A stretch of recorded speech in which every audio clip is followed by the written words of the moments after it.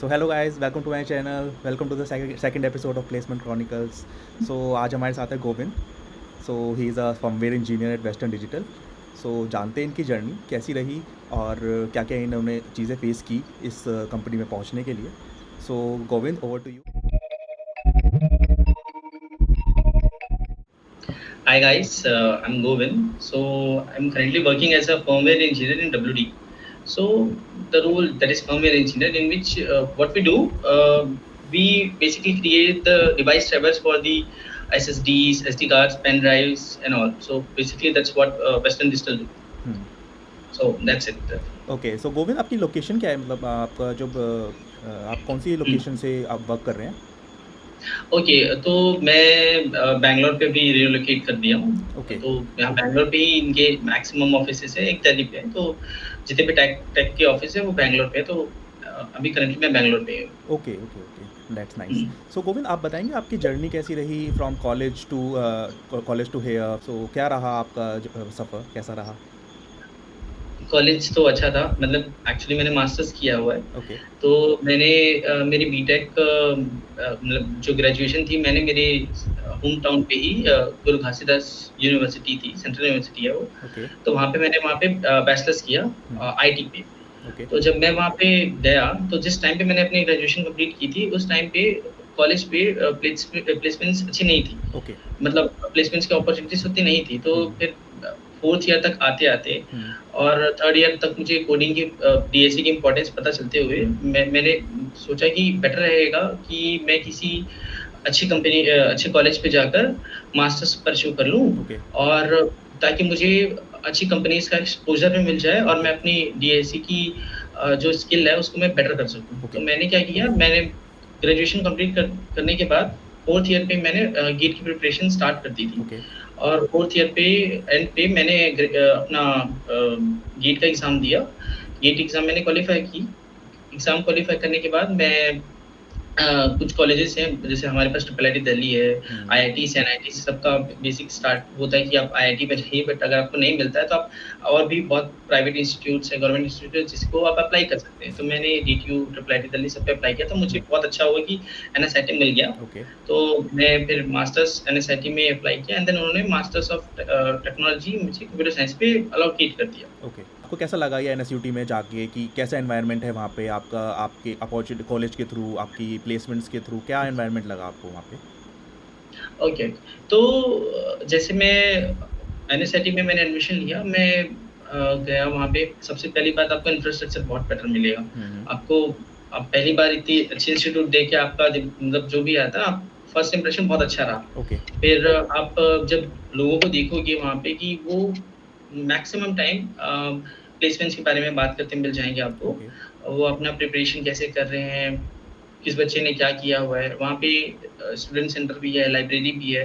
कुछ बच्चे तो पार्क में बैठ के समटाइम्स कोडिंग करते मैंने देखा हुआ था। तो वो जो एनवायरनमेंट है वो आपको बोलेगा कि आप आइए, आप करिए। ओके। हम आपको सब कुछ देंगे, आप आइए, प्रिपेयर करिए। हम ओके। आपको सारा अपॉर्च्युनिटी देंगे, आपको कहीं जाने की ज़रूरत नहीं। या तो दैट्स नाइस। बहुत अच्छा था वो। या दैट्स नाइस। सो ये जो इंटरव्यूज़ राउंड्स हुए, ये आपने इनके लिए कैसे प्रिपेयर किया? कहाँ से प्रिपेयर ओके। किया? कोई आप शेयर कर सकते हैं इसके बारे में?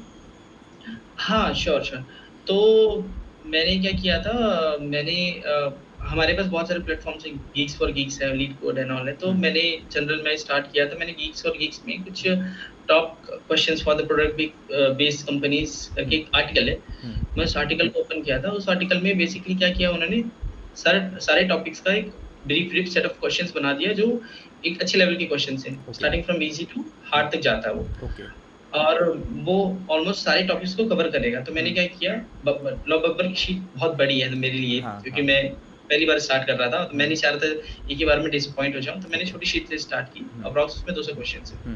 तो मैंने वो लिया, मैंने प्रिपेयर किया। जब मैंने एक बार वो कंप्लीट कर दिया, मुझे खुद को फ़ैमिलियर ज़्यादा हो गया मैं डेटा स्ट्रक्चर से। कैसे अप्लाई करना है, कैसे यूज़ करना है, कहाँ कब कब यूज़ करना है। ओके। उसके बाद मैं लीड कोड पे स्विच हुआ। लीड कोड से मुझे नए क्वेश्चन्स मिलने स्टार्ट हुए, और लीड कोड के क्वेश्चन्स कंप्लीट करने के बाद, मतलब कंप्लीट नहीं बोलना चाहिए, क्वेश्चन्स तो हमेशा रहते ही हैं आपके पास। लीड कोड के बाद मैंने क्या किया, मैंने कुछ कंपनीज़ के प्रीवियस ईयर के क्वेश्चन्स भी देखे। ओके। तो मैंने पाया कि वो डायरेक्टली कभी भी आपसे क्वेश्चन नहीं पूछेंगे कि आप आइए एक लिंक लिस्ट को रिवर्स कर दीजिए, वो ऐसा नहीं ओके। पूछते कभी भी। हाँ। वो आपको एक पैराग्राफ जैसा देते हैं। हुँ, तो आपको अगर आप पैराग्राफ पढ़ने में टाइम लगा देंगे, हुँ, आपको पता नहीं रहेगा कि आपको क्या करना है, तो हाँ, आपका टाइम वेस्ट हो सकता है। हाँ, आप कुछ बच्चों से पीछे हो सकते हैं। तो हुँ, वो प्रिपेयर करने के लिए कि पैराग्राफ से आपको कैसे निकालना है, मैंने कोड फोर्सेस पे गया। हुँ, वहाँ पे मैंने अराउंड एक एक 1 मंथ मैंने प्रिपरेशन की थी, हुँ, ताकि मैं फ़ैमिलियर हो जाऊँ और जितना टाइम कम लगा सकूँ क्वेश्चन समझने में हुँ, और आंसर निकालने में ज़्यादा टाइम निकालूँ। तो ओके। मैंने इस तरीके से अपना प्रिपरेशन किया। सो गोविंद, आपने बताया कि आपने गेट की जर्नी गेट गेट किया है, तो गेट में मतलब आपने क्या किस चीज़ पे फोकस किया, क्या ऐसे टॉपिक्स थे जो आपने मेनली फोकस किया, जो आपको हेल्पफुल रहे आपके गेट की प्रिपरेशन में और गेट के थ्रू आपको एडमिशन लेने में? हुँ, हुँ। ओके, तो जैसे गेट मैंने स्टार्ट किया था 4th ईयर पे, तो हुँ, उस टाइम तक मैं मैक्सिमम सब्जेक्ट से फ़ैमिलियर था। ओके। कुछ सब्जेक्ट्स होंगे जिसको मैंने छोड़ दिया था। हुँ, हुँ, तो मुझे ऐसा लगता है कि सारे टॉपिक्स इम्पोर्टेंट हैं, सारे सब्जेक्ट्स इम्पोर्टेंट हैं आई मीन, हुँ, बट आप उन सब्जेक्ट्स पे ज़्यादा फ़ोकस करिए जिनकी मार्क्स डिस्ट्रीब्यूशन ज़्यादा है, ओके, ताकि आप ज़्यादा अच्छा स्कोर कर पाएँ। ओके, जस्ट लाइक हमारे लिए आप मैथ्स जो मैथमेटिक्स होती है वो अच्छा खासा एक वेटेज रखता है, हाँ, तो आप मैथ्स पे फ़ोकस थोड़ा ज़्यादा कर सकते हैं। हुँ, उसके साथ-साथ अगर आप सीएस स्टूडेंट हैं हुँ, जस्ट लाइक होने चाहिए, तो आप data structures, algorithms, computer architecture, operating system in पे फ़ोकस आप कर सकते हैं। हुँ, इसका करने का बेनिफिट ये रहेगा कि अगर आप इस पे करेंगे, आपका एक बेस अच्छा स्ट्रॉन्ग हो जाएगा हुँ, और जब आप कोडिंग या डेटा स्ट्रक्चर्स, एल्गोरिदम्स के लिए प्रिपेयर करेंगे, हुँ, तो आपको ये बहुत अच्छा बेस प्रिपेयर करके दे चुका है, तो हुँ, आपके लिए बेनिफिट होगा। आप ओके, जल्दी ग्रैस्प कर पाएँगे सारी चीज़ें। हुँ, तो आई थिंक ये सब्जेक्ट्स मेरे अकॉर्डिंग इम्पोर्टेंट है। हुँ, बाकी ओवरऑल सारे सब्जेक्ट्स आपको प्रिपेयर करने चाहिए। ओके। आपको होना चाहिए थोड़ा-थोड़ा। हाँ, हाँ, सो जैसे टीओसी हो गया, जैसे कंपाइलर डिज़ाइन यस हो गया, एग्ज़ैक्टली तो पीओसी ये जो कंपाइलर सब्जेक्ट्स होते हमारे हैं, पास ये थोड़े से इन पढ़ने में टफ़ होते हैं, बट इनके ये बहुत मार्क्स गेनिंग होता है। इनसे हमें स्कोरिंग बहुत होते हैं, मार्क्स राइट। मिल जाते हैं। हम हुँ, हुँ। ईज़ी क्वेश्चंस को मार्क करके we can also go and good, get some marks for it. So right, right, right. Okay, about this get experience. So one more thing, जो जो जब आपकी कॉलेज में ये कंपनी आई वेस्टर्न डिजिटल, सो ये हुँ। इसमें क्या प्रोसेस हुआ, मतलब कितने राउंड्स हुए, किस हिसाब से हर राउंड्स का वेटेज था और क्या फीडबैक्स आपको रिसीव हुए? Okay, okay. तो मैं आपको इसके लिए एक बहुत अच्छी स्टोरी बताता हूँ। हुँ, मतलब स्टोरी जो मेरे पर्सनल मेरे साथ हुआ, हुँ, जब कंपनी आई थी हमारे यहाँ हुँ, वेस्टर्न डिजिटल, तो हुआ ये था कि मैंने अप्लाई तो कर दिया था हुँ, और उनका पेपर होता है। ओके, पहले आपको एक टेस्ट देना पड़ेगा, उसके बाद इंटरव्यू प्रोसेस होते हैं। ओके, तो टेस्ट देने के लिए आपको रजिस्टर करना पड़ता है। ओके, तो वो रजिस्ट्रेशन जो था वो जिस दिन टेस्ट था उसके मॉर्निंग 6 पीएम तक ही था रजिस्ट्रेशन हुँ, और हुआ ये मैंने रात को देख लिया था कि 12 बजे कि हाँ, मैं कर दूँगा, हुँ, बट मैंने टाइम नोटिस नहीं किया था। ओके, मैं रजिस्ट्रेशन करना भूल गया था, ओके, तो मैं टेस्ट मेरा क्लियर ही नहीं हुआ। हुँ, तो मुझे पता नहीं था उस टाइम क्या होगा। फिर बाद में दिसंबर के टाइम वापस वेस्टर्न डिजिटल हायर कर रही थी। हुँ, उस टाइम पे फिर मैंने ये सारी चीज़ें ध्यान रखी। हुँ, मैंने अप्लाई किया, हुँ, फिर मैंने टेस्ट दिया, टेस्ट क्लियर हुआ, उसके बाद फिर इंटरव्यू में नाम आया कि आप शॉर्टलिस्टेड हैं इंटरव्यू हुँ, के लिए। ओके, फिर इसमें बेसिकली मेरे साथ 4 राउंड्स हुए थे। 4 राउंड्स। जिसमें 3 टेक्निकल थे। हुँ, जो तीसरा था वो आपका मैनेजरियल प्लस टेक्निकल था। ओके, 4th आपका एचआर था और हुँ, स्टार्टिंग के जो 2 थे वो टेक्निकल थे। ओके, तो हाँ, इस तरीके से टोटल 4 राउंड्स आप काउंट कर सकते हैं। हुँ।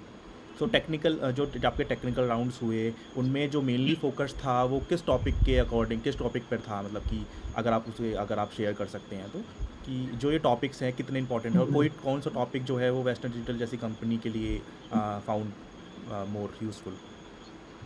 हाँ, ठीक है।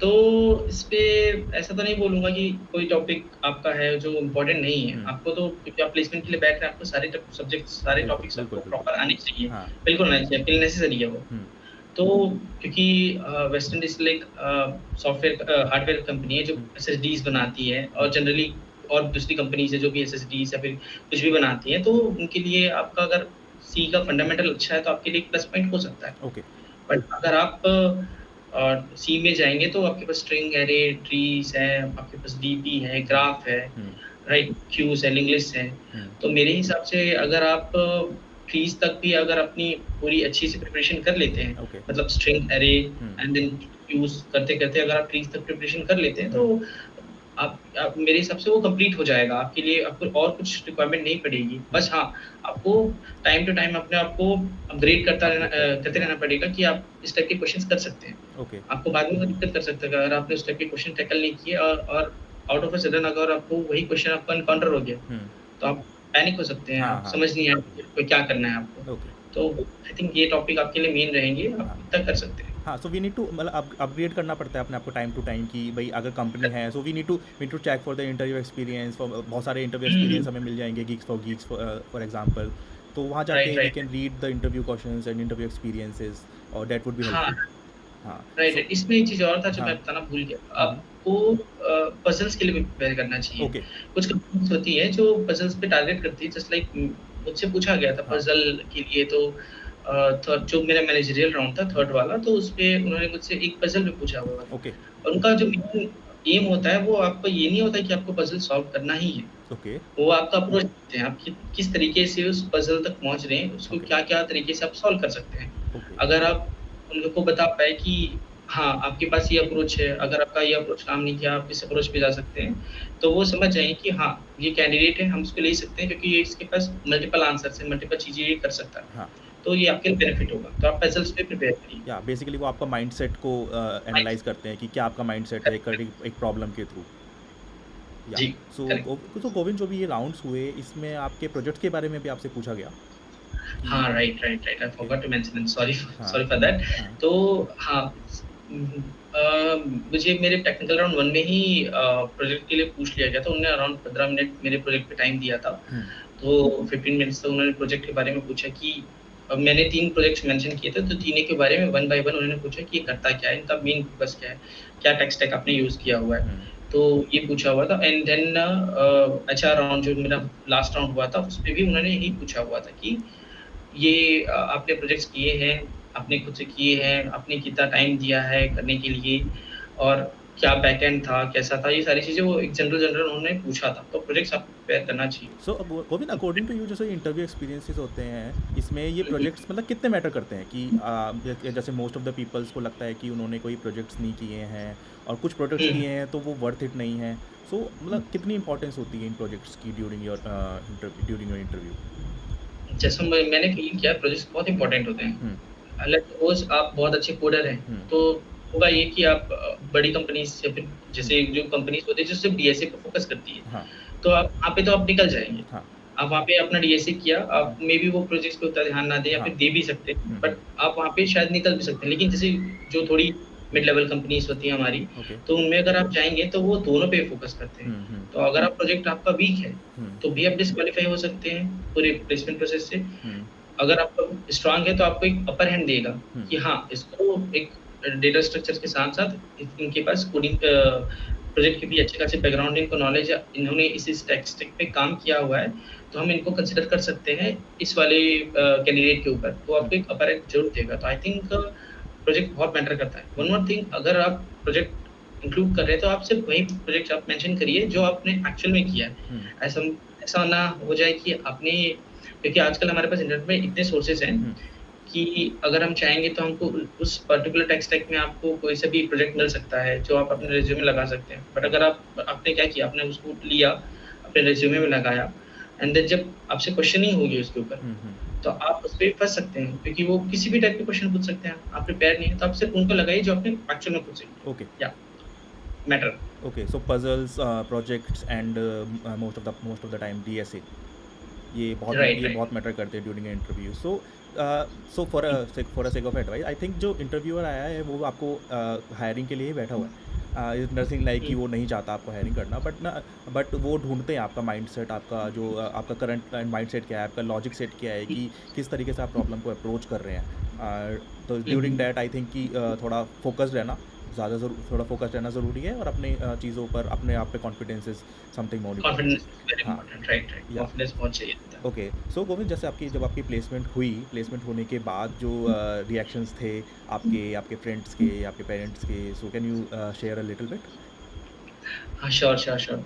तो जैसे मैंने आपको बताया कि मैंने फर्स्ट टाइम मेरी गलती से मैंने एग्ज़ाम नहीं दे पाया था हाँ और वो पीरियड जो था अगस्त से दिसंबर तक क्योंकि मेरी प्लेसमेंट ऑलमोस्ट एंड पे हुई थी। हाँ तो वो एक बहुत ज़्यादा क्रूशियल टाइम था और बहुत ज़्यादा मैं फ्रस्ट्रेटेड था क्योंकि कुछ हो नहीं रहा था मेरे से। हुँ, तो जब प्लेसमेंट हुई मेरी, हुँ, वो ऐसी खुशी थी कि मैं आपको बता भी नहीं सकता, इतना खुश था, मैं इधर-उधर घूम रहा हूँ। हुँ, मैं एक टाइम तक हुँ, शॉक पे था कि एक्चुअल में मेरा हो गया है हुँ, प्लेसमेंट। हुँ, फिर मैंने क्या किया, जैसे ही मेरा हुआ मैंने घर पे कॉल लगाया, हुँ, घर पे सारे मेंबर्स अलग खुश थे। हुँ, मेरी और मेरे पापा हैं जिनको मैं बताना चाहता था बट मैंने उनको नहीं बताया। मैं चाहता था कि मैं उनको खुद घर जाऊँ, हुँ, घर में जाकर बताऊँ। हुँ, तो मैंने क्या किया, मैंने घर में सबको बता दिया एक्सेप्ट मेरे पापा को हाँ, और उसके नेक्स्ट डे शायद उसके 1-2 दिन के बाद मैं अपने घर चला गया। हुँ, प्रॉपर मिठाई लेके गया था हाँ, कि पापा को मैं जाऊँगा, मिठाई खिलाऊँगा एंड देन बता दूँगा। हाँ, तो मैंने पापा को खिलाया, मैंने बताया, हाँ, पर पापा का रिएक्शन था बहुत नॉर्मल। ओके, मैं ही शॉक हो गया। हाँ, मैंने क्या बोला, मैं रिएक्शन इतना नॉर्मल था कि मुझे समझ नहीं आया कि पापा खुश है कि क्या है। फिर हाँ, मैं अपने रूम चला गया। हाँ, फिर थोड़ी देर में पापा कहीं से मिठाई लेकर आए। हाँ, इस बार पापा ने मुझे खिलाया। तो वो जो खुशी थी ना, मतलब हाँ, पापा के प्रॉपर उस टाइम पे मैंने मैंने खुशी देखी। हाँ, इतने खुश थे कि उन्होंने मिठाई खिलाया हाँ, और वो जो खुशी आप उस टाइम फ़ील करोगे, हुँ, अपने पेरेंट्स की प्राउड कि हुँ, हाँ, मेरे बेटे ने या मेरी बेटी ने इतना अच्छा किया दिया है, हुँ, तो मुझे नहीं लगता उस खुशी से अच्छा कोई और खुशी होगा। या वो बेस्ट खुशी होती है, पेरेंट्स को खुश करना। या तो या जो बहुत वो सही था। रिएक्शन होता है आई डोंट थिंक कि इससे ज़्यादा वर्थ कोई हाँ, राइट, इम्पोर्टेंस राइट। लगता है वो रिएक्शन। सो ओके, सो जो आपका जैसे आपके इंटरव्यू राउंड्स हुए, जो आपके हुँ, जो आपका इंटर प्लेसमेंट्स हुई, सो उसके हुँ, ड्यूरिंग आपने कोई रिजेक्शंस फेस किए? और अगर रिजेक्शन जो आपने फेस किए उनको मतलब आपने हुँ, ओवरकम कैसे किया? कि ओके। Right, right, right. तो ऐसा तो नहीं है कि मतलब बहुत किस्मत होनी चाहिए आपको हुँ, अगर आपके लिए पहली कंपनी आई, हुँ, आपने अप्लाई किया, आप हुँ, सेलेक्ट भी हो गए, हुँ, वो आपको पिक करके ले गए, लेकिन हुँ, जनरली ऐसा होता नहीं है। तो हुआ ये कि स्टार्ट्स में करते जा रहा था बट किसी न किसी रीज़न से मैं क्वालीफाई नहीं कर पा रहा था फाइनल तक। ओके। तो इसमें क्या हुआ था, बीच में हमारे पास बीएनवाई मेलन करके कंपनी आई थी, तो वो कंपनी बहुत अच्छी है। हुँ, मैंने अप्लाई किया, मैंने एग्ज़ाम भी दिया था, उसमें उन्होंने कुछ कोडिंग क्वेश्चंस पूछे थे और मैंने शायद क्लियर भी कर दिए थे। हुँ, और मैं एक्सपेक्ट कर रहा था कि मेरा नाम आएगा इंटरव्यू पे ओके, और आगे उसके बाद जो भी होगा वो देखा जाएगा, बट हाँ, नाम नहीं आया। ओके, तो मैं शॉक पे चला गया था 2-3 दिन के लिए कि मेरे क्वेश्चंस बन गए, तो एटलीस्ट मेरा नाम आना चाहिए। बट हुँ, हाँ, डेफ़िनेटली वो सिर्फ़ क्वेश्चंस नहीं देखेंगे, मेबी उन्होंने रिज़्यूमे भी नोटिस किया होगा जिसमें मैं कहीं न कहीं लैग कर रहा हूँगा, जिसकी वज़ह से उन्होंने मुझे फर्दर प्रोसीड नहीं किया। हुँ, तो वहाँ पे मैंने एक रिजेक्शन फेस किया था। हुँ, सेकंड मैंने फेस किया था क्वालकॉम के टाइम पे, मैंने उसके लिए ऑलमोस्ट डेढ़ 2 1 आध महीने तक तो मैंने प्रिपेयर किया था। उस हुँ, टाइम पे मैंने एप्टी पे बहुत फ़ोकस किया था। तो हुँ, एप्टी पे और बाकी जो एमसीक्यूज़ पे मेनली वो फ़ोकस्ड होते हैं। तो मैंने प्रिपेयर किया था एप्टी पे, सी पे, टीएलडी पे। तो जब आया, मैंने अप्लाई किया, मैंने पेपर दिया तो अगेन मैं एक्सपेक्ट कर रहा था मेरा नाम आएगा इंटरव्यू पे। हुँ, वो फिर नहीं आया। या बट इस बार जो मेरा ब्रेकडाउन हुआ वो पूरा 1 महीना तक चला। ओके, उस वो 1 महीना मेरे लिए मतलब ऐसा था कि मैं कुछ पढ़ नहीं पा रहा हूँ, मैं हुँ, कुछ कर नहीं पा रहा था। मैं सिर्फ़ फ़ोन चलाता था हुँ, एंड या इधर-उधर। तो मैं क्या करता था कि क्योंकि मेरा घर थोड़ा दूर है दिल्ली से, हुँ, तो मैं घर चला जाता था। हुँ, मेरा सबसे बड़ा स्ट्रेस बस्टर ये होता है कि मैं अगर घर जाऊँ, हुँ, मतलब स्ट्रेस बस्टर नहीं बोलना चाहिए, स्ट्रेस रिलीव करने के लिए हुँ, कि मैं घर जाऊँगा, हुँ, मेरे पास किटन्स हैं, उनके पास जाता हूँ, खेलता हूँ, मेरा डाइवर्ट करते हैं हुँ, एंड देन मैं ठीक हो जाता हूँ। तो मैं घर चला गया करीबन 15 टू 20 डेज़ के लिए घर पे था। या घर पे रहा, घरवालों से अच्छा खाना खाया, हुँ, सही किया, खुद को वापस बैकअप किया एंड देन वापस आया कॉलेज, वापस प्रिपरेशन स्टार्ट किया। या तो हाँ, सो मेरे लिए विद कॉन्फिडेंस उसके बाद जब कॉन्फिडेंस से आए तो फिर फोड़ दी। फिर से ही चाहिए। या ऐसा नहीं कर सकता मैं कि मैं वापस ऐसे स्टेज पे रहूँगा। या तो हाँ, पेशेंस थोड़ा ज़रूरी होता है दिस इज़ इसमें कि बहुत अगर इम्पोर्टेंट कोई है। भी कंपनी आ रही है, अगर हमें रिजेक्ट कर रही है, सो वी बेटर हुँ, गेट हुँ। समथिंग फ्रॉम इट कि हमारा इस वजह से नहीं हुआ है, हमारी यहाँ गलती रह गई। सो जब हम इम्प्रूव करते रहेंगे उसको, तो हम बढ़ते रहेंगे आगे। एग्ज़ैक्टली आपको अपनी वीकनेस आइडेंटिफ़ाई करनी आनी चाहिए। हाँ। आप अगर आइडेंटिफ़ाई कर लिए, हुँ, आप उस पे वर्क कर सकते हैं। हुँ, आपने वर्क किया, आपके लिए वो बेटर हो जाएगा और आप और अच्छे से कमबैक कर पाएँगे। बिल्कुल। जस्ट लाइक मुझे पता चला कहीं न कहीं पे मेरा होगा, हाँ, डेफ़िनिटली होगा। हाँ, दैट्स व्हाई उन्होंने रिजेक्ट किया, अदरवाइज़ ऐसे क्यों करेंगे ये लोग? या एग्ज़ैक्टली तो फिर मैंने उसको बैकअप करके प्रॉपर कमबैक अच्छा हो गया। हाँ, दैट्स गुड, दैट्स गुड। सो गोविंद, जैसे आप वेस्टर्न डिजिटल में आप काम कर रहे हैं, तो मतलब इस पे क्या वर्क कल्चर लगा आपको? क्या लगा आपको कि कैसा एनवायरनमेंट है और कैसे आपको नरिश किया जा रहा है यहाँ पे? सो ओके, तो वर्क कल्चर अगर आप बोलेंगे तो परफेक्ट है बोल सकते हैं आप। ओके। आपको एक प्रॉपर वर्क लाइफ बैलेंस मिलेगा, हुँ, आपको काम में सिखाया भी जाएगा, हुँ, आपको काम दिया भी जाएगा, हुँ, आप नई चीज़ें सीखेंगे भी, ओके। प्लस इन सारी चीज़ों के साथ-साथ आपको खुद के लिए भी टाइम मिलेगा। आप हुँ, चाहेंगे तो आप डांस सीखने जा सकते हैं, हुँ, आप जिम भी जा सकते हैं, हुँ, क्योंकि अगर आपको पर्सनल टाइम नहीं मिला है तो फिर मतलब आपको लगेगा एक टाइम पे कि मैं पैसे क्यों कमा रहा हूँ? हुँ, आपको लगेगा। या तो work culture, work life balance सब को लेकर आप बोलेंगे तो वेस्टर्न डिजिटल मेरे हिसाब से परफेक्ट प्लेस टू वर्क है। आप ओके। बिल्कुल आ सकते हैं। और हाँ, वन मोर थिंग, क्योंकि ये बैंगलोर में है, हुँ, आपको वेदर का जो प्लस हाँ, बेनिफिट मिलेगा, वो आप सोच नहीं सकते। वो वेरी आपको वो ऑल टाइम बहुत एकदम ठंडा मिलेगा, आपको कोई हाँ, ज़रूरत भी नहीं इधर-उधर जाने की, एसी की ज़रूरत नहीं पड़ती है। हाँ। सो गोविंद वन मोर थिंग कि ये जो आपका जो प्रोफाइल है फर्मवेयर इंजीनियर, सो हाँ। मोस्ट ऑफ द टाइम सब सोचते हैं कि ये फर्मवेयर इंजीनियर, ये सॉफ्टवेयर डेवलपर, इनमें डिफरेंसेस क्या है? मतलब कि आपको क्या लगा कि जो फर्मवेयर इंजीनियर है वो क्या डिफरेंट करता है सॉफ्टवेयर डेवलपर प्रोफाइल से? Right, right. तो जैसा मुझे लगता है कि फर्मवेयर इंजीनियर, मैंने जैसे आपको बताया कि हम हुँ, लोग कोई भी डिवाइस होते हैं, हार्डवेयर, उनको प्रॉपर काम करने के लिए हम लोग उसको प्रॉपर उसके जो भी पार्ट्स हैं वो आपस में इंटरैक्ट करें, आपस में बात करें जो भी है। तो वो उसके लिए हम लोग डिवाइस ड्राइवर बनाते हैं। तो जैसे अगर आप एसडी रोल के लिए जाते हैं, तो हुँ, एसडी रोल पे आप वेब स्टैक्स पे काम करना सीखेंगे, आप एप्लीकेशन बनाना सीखेंगे। बट इवेंचुअली वो सारी चीज़ें हमारे किसी हार्ड ड्राइव पे, हमारे किसी मदरबोर्ड पे चल रही हैं। हुँ, अगर हमारा मदरबोर्ड पे जो भी सॉफ्टवेयर है, हमने उस पे नहीं इंस्टॉल किया, तो आपस में कैसे पता चलेगा कि आपको क्या काम कराना है, कितने इनपुट चाहिए, कितना फास्ट प्रोसेसिंग चाहिए। या तो उसके लिए मेरे हिसाब से फर्मवेयर इंजीनियर अगर आप देखेंगे, हुँ, तो फर्मवेयर इंजीनियरिंग बेसिकली एक हार्डवेयर को एक अच्छे लेवल पे जाकर हुँ, प्रॉपर एनहांस करता है उसकी यूटिलिटी को, हार्डवेयर की जितनी भी प्रॉपर्टीज़ हैं उनको। तो ओके, और एसडीई पे हुँ। सॉफ्टवेयर डेवलपर पे आप वही वेब स्टैक्स पे काम कर सकते मोस्ट ऑफ हैं, the time fast text API. Text को वर्क करते हैं। Right, right, right. आप उस पे काम कर सकते हैं, एप्लीकेशंस बना सकते हैं। ओके, तो यही की डिफरेंस जो मुझे लगा। Okay. So Govind thanks for this but जो हमारे व्यूअर्स हैं जो वॉच कर रहे हैं, क्या उनके लिए आप कोई एक सजेशन देना चाहेंगे कि कैसे कैसे गो थ्रू हों प्लेसमेंट के थ्रू और कैसे अपने आप को प्रिपेयर करें? ओके, तो आई थिंक इस पे मुझे लगता है आपको सिर्फ़ 2 चीज़ों पे प्रिपेयर करनी चाहिए। हुँ, एक तो ये होगा, आपको कंसिस्टेंट रहना नेसेसरी है। हाँ, दूसरा पेशेंस। क्या हुँ, होता है पेशेंस, इसलिए मैंने बोला, जब आपका प्लेसमेंट स्टार्ट होगा, हुँ, ज़रूरी नहीं कि आप पहले होंगे। हुँ, आपके कुछ फ्रेंड्स होंगे जिनका शायद पहले लग सकता है। हुँ, तो उस टाइम पे आपको पेशेंटली अपने आप को समझाना पड़ेगा कि नहीं, मेरा टाइम आएगा, हुँ, मुझे लगेगा, मेरा हाँ, लग जाएगा। हाँ, एंड कंसिस्टेंट मैंने इसलिए बोला कि जो मैंने मेरा टाइम वेस्ट किया वो हुँ, 1 महीना घर पे हाँ, गया, मैंने ऑलमोस्ट उस 1 महीने पढ़ाई नहीं की थी। हुँ, तो उसकी वजह से क्या हुआ कि जब मैं वापस पढ़ना स्टार्ट किया, मैं ऑलमोस्ट सारी चीज़ें भूल चुका था। या तो मुझे वापस रिकॉल करने में भी फिर 10 दिन का मुझे एक्स्ट्रा टाइम देना पड़ा। हुँ, तो मेरा सजेशन ये है कि अगर आप कभी इस तरीके के ब्रेकडाउन फेस करते हो, हुँ, तो आप अपने यहाँ एक टाइम स्लॉट डिसाइड कर दीजिए कि आप मैक्सिमम आप 1 हफ्ता वेस्ट करेंगे। अगर आप अपने आप को वापस कमबैक लाने के लिए आप 1 हफ्ता आप अपने आप को देंगे, हुँ, और कोशिश करिए कि और उससे पहले हो जाए। बट हुँ, मैक्सिमम आप 1 हफ्ता दीजिए, 1 हफ्ते में आप सारा चीज़ करिए, जो हुँ, करना करिए, पढ़ाई मत करिए। हुँ, आप 1 हफ्ता आपको टाइम दीजिए, उसके बाद आइए, ताकि ये आपके पास सारी चीज़ें याद में रहें, आप हुँ, वापस जल्दी कमबैक करके अच्छी चीज़ें तुरंत ले सकें। ओके, तो I think consistency and patience is very important या, आपके लिए। या। सो गोविंद थैंक यू इस चैनल पे आने के लिए। So thanks for our Priyansh viewers, बुलाने के लिए। this is it. So this is the pretty fascinating journey. So let's see you in another video. Please like, share, and subscribe, and let's meet again. Thank you for watching. Thank you guys.